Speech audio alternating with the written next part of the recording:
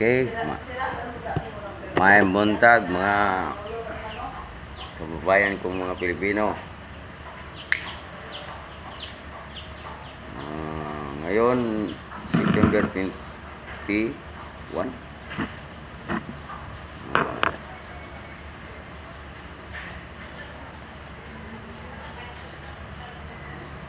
Ilang taon na ba yun mula nung declare ng martial law si President Ferdinand Marcos Sr. Ilang taon na ba yun? Kalimutan, 1972. Ngayon 2024.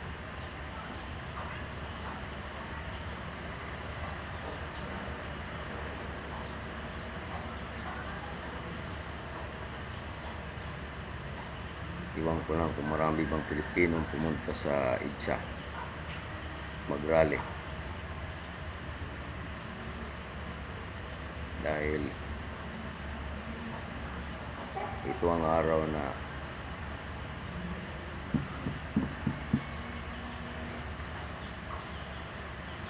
pagdiriwang nila yung martial law noong panahon pa ni Marcos Ferdinand. At sa ngayon, ako'y palaging nanonood ng mga news, YouTube, at nakikita ko nga ang pamalakad ng ating gobyerno ngayon na hindi na maganda. Ito ay totoo dahil ang ating Pangulong Marcos Bongbong Jr. ay wala ng kwentang presidente. Bumalik na ngayon ang drugs, ang daming drugs dito sa amin, at saka illegal gambling, rape, patayan ng dahil sa drugs,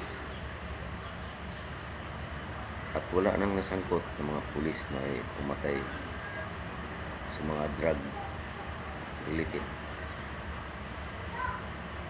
Mayroon na huli pero marami talaga dito ng Cebu sa amin, sa Mindanao.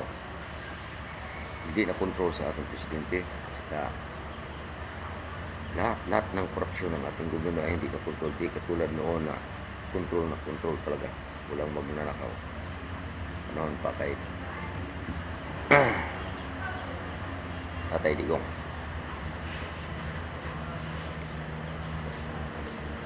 So palagi kong nanonood ng news at saka YouTube, ang daming congressman na sangkot sa mga katiwalian ay sila ngayon ay hindi na good governance, at ngayon sila ay isa ng membro ng bad governance. Ito si Bini Abante. Walang hiya to, magmamalinis na siya ay hindi sangkot sa pagnanakaw ng pera ng bayan. Alam na alam ko, dahil sa palaging kong nanonood ng news, si Abante na sangkot sa PDAP scam, 189 million. Ay bakit hindi nakulong? Bakit hindi nakulong at ngayon ay nagpapatuloy pa siguro ang kanilang mga gawain, dahil sila ay member ng pinakamalaking syndicate sa Pilipinas, ang pinuno ng House Committee ay mga kasabwat. Si Marcolita na lang ang hindi dito yata kasali, kasi gusto niya ibinulgar yung lahat na katiwalian ng ating gobyerno, pero hindi siya nakasalita kasi pinigilan siya ng mga miyembro ng House Committee. Kaya noong sinabi ko sa FB page ko na ang ating pamalakad ng ating gobyerno ay bad governance na, at saka miyembro ng big syndicate ng ating gobyerno. Yung paano kukunin nila yung pera.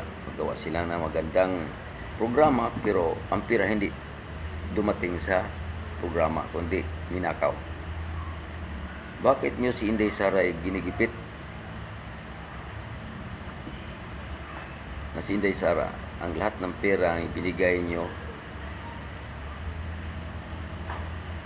ilang bilyon. Pero magkano lang ang natanggap ni Inday Sara yung dahil sa inyo. Tapos gusto nyo i-question pati pa ang kuha. Parang kasabot ito kasi nakita ko sa mga question sa House Committee, lalo na kay Marcolita. Parang hindi niya maayos yung sagot. Ang duda ako, pati ang komisyon ng audit ay nasabot na. Ito ay hindi maganda sa ating bayan. Pag hindi ito mapigilan,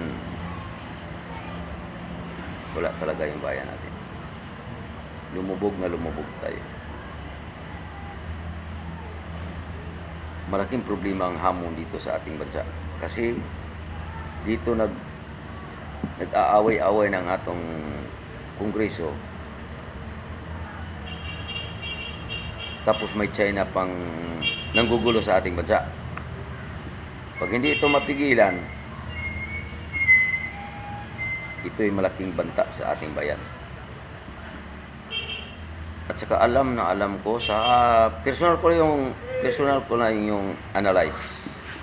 Kaya pala galit ang Kongreso sa kay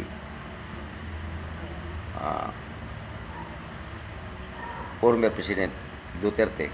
Kasi ang tagal nilang hindi nakapagnakaw ng pera ng bayan dahil istrikto talaga si Tatay Digong. Kaya doon sa analyze ko lang, dito ko nakita na kaya sila galit. Dahil pag ang mga Duterte ang umupo sa ating bansa, ay wala silang manakaw. Tanggal pati ang mga drug kung sila may protector. Hindi ko rin sabi na totoo. Kung sila man ang protector, tanggal talaga. Wala silang mapirahan. Pati mga kapulisan, sangkot dito. Kung hindi nyo alam, marami ditong pumunta sa akin at magpatayo. Gusto nila magpatayo ng STL. Pinigilan ko. Minsan nagalit na. Muntik na kami mag-away. Sinabi ko, ayaw ko ng illegal gambling. Kasi pag may problema, ako ang puntahan nyo na ganito ang mangyari. Mula pa noon hanggang ngayon, na hindi na si Tatay Digong ang ating presidente, maraming problema talaga sa Pilipinas. Paano ito masolusyonan? Sa tingin ko,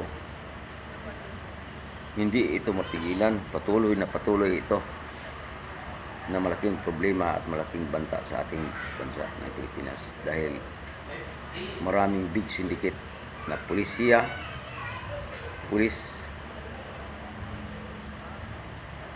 at maraming big syndicate sa ating gobyerno. Membro dito ang mga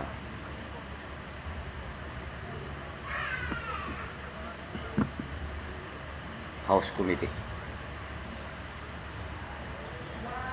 Marami pa, hindi na lang nagsasalita. Marami pa.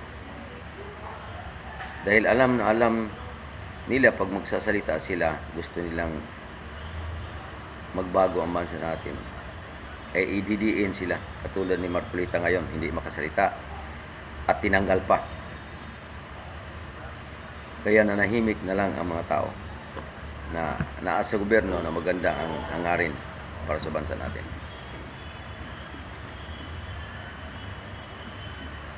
Sana ngayon mag-people's power.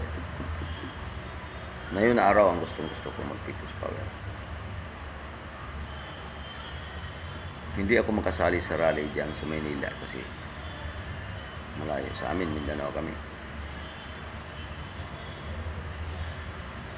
Eh, kung dito lang sa Davao, iwan ko lang, baka makapunta ako dyan.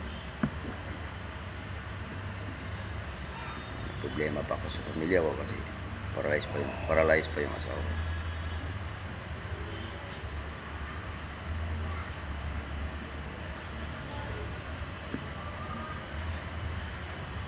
Yan, mga iglesia ni Cristo nagsasalita na. Nakipagsimpatiya na kay Inday Sara, mga Duterte family. Kasi maraming taong gustong mabago ang ating bayan. Kaya hindi tayo umunlad dahil sa maraming magnanakaw ng ating gobyerno. Hindi yan nakaupo. At saka ito naman si Bongbong Marcos Jr. ay wala tong kwentang presidente. Kung totoo siyang pangulo, saka good governance siya, dapat patawag niya lahat. Sangkot sa mga problema. Para clear ba, no? Walang bias na mangyari. Ito ay isang bias. Kasi si Romualdez kasangkot. Si Saldico kasangkot. Ito pa si Kimbo, Stila Kimbo. Ay, naku, Ginoo ko, ilan bala yung sahod mo? Bakit may relo kayong mahalin? Ikaw, Bini Abante, ang laki-laking pirang ninakaw mo sa gobyerno, nasangkot ka sa PDAP scam, 189 million. Ay, bakit hindi ito napatawag? Kailangan itong busisihin ng ating gobyerno kung totoong good governance. Busisihin ito lahat at ikulong. Dapat sa congressman, kung matino silang tao, magpalabas sila na